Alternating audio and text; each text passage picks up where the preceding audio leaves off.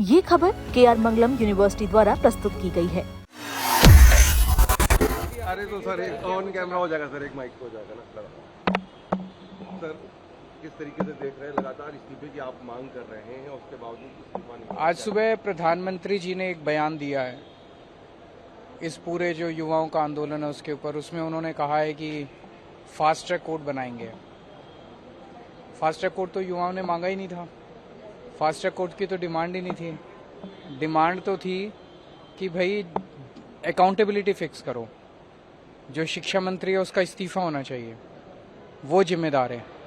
उस पर तो प्रधानमंत्री जी ने कुछ बोला ही नहीं। कह रहे फास्ट ट्रैक कोर्ट बनाएंगे। फास्ट ट्रैक कोर्ट तो इस देश में पहले से बहुत बने हुए हैं। पॉक्सो के लिए बना हुआ है, रेप केसेस के लिए बने हुए हैं, और बड़े बड़े कई सारे मुद्दों के ऊपर फास्ट ट्रैक कोर्ट बने हुए हैं। उससे क्या न्याय मिल जाता है? फास्ट ट्रैक कोर्ट में तो नॉर्मल कोर्ट से भी ज़्यादा टाइम लगता है।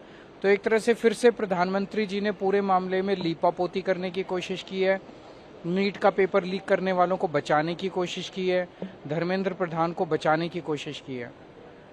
उनको ये बताना चाहिए था ना कि धर्मेंद्र प्रधान का इस्तीफा कब हो रहा है, उनको सैक कब कर रहे हो। दूसरा, इतना ब्रूटली, इतना बर्बरता के साथ हमारे बच्चों के ऊपर लाठियां चलाई गई, उनको आंसू गैस के गोले छोड़ गए, किसी का सर फोड़ दिया, किसी की टांगे तोड़ दी, किसी का बहुत बुरी तरह से बर्ताव किया है।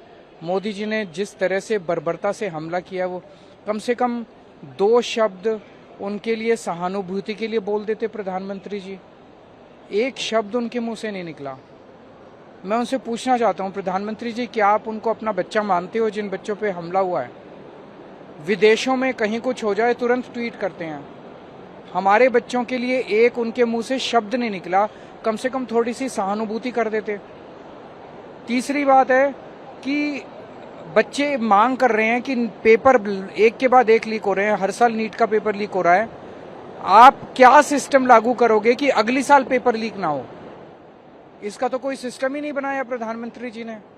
अगली साल नीट का पेपर फिर लीक होगा, अगली साल फिर से बच्चे आत्महत्या करेंगे, ये सिस्टम चलता रहेगा। उस तरफ ऐसा लग रहा है सरकार के पास ना कोई विजन है, ना मोदी जी के पास कोई विजन है। तो आज उनका जो स्टेटमेंट था वो देख के ऐसे लग रहा है जैसे कोई हारा हुआ दिशाहीन इंसान, लेकिन अहंकार से भरा हुआ इंसान, उसका स्टेटमेंट लगता है। Thank you.